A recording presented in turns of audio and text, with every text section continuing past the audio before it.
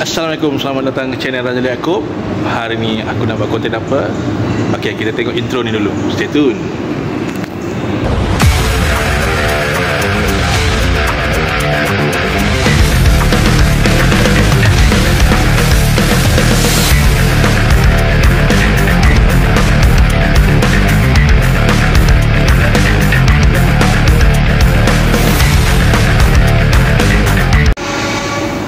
Okay guys, aku nak buat konten berkenaan dengan Honda 125 Fi aku ni, Honda Dash. So apa yang aku dah buat, aku spray cap dia.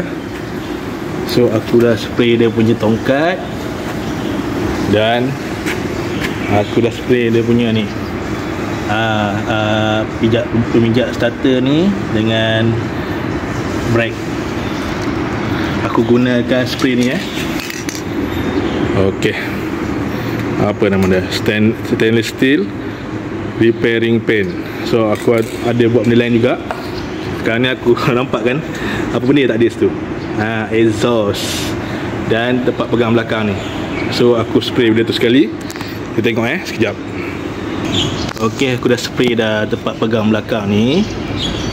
Dan juga aku dah spray exhaust bagi color silver, kalau boleh nampak.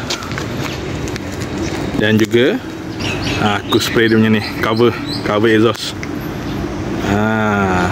Kita tengok nanti resultnya. Stay tune. Ok, Alhamdulillah kita sambung balik. Alhamdulillah dah settle semua, dah siap pemasangan balik. Ok, resultnya seperti gini. Ok,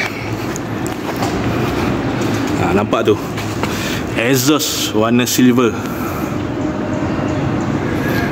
Dan juga dekat pemegang belakang ni pun sudah pasang warna silver juga. Daripada keseluruhan kita nampak macam ni lah motor. Kita buat pusingan dulu. Nak cakap bahasa Inggeris pun tak pandai, alamak. Ok, buat orang.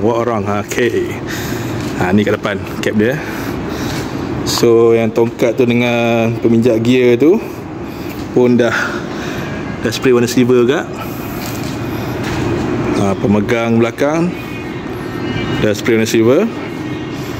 Alright, kita pandang dari belakang macam mana.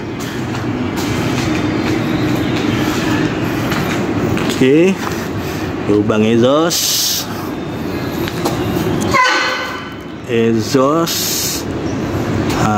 Yoshimura. Alright.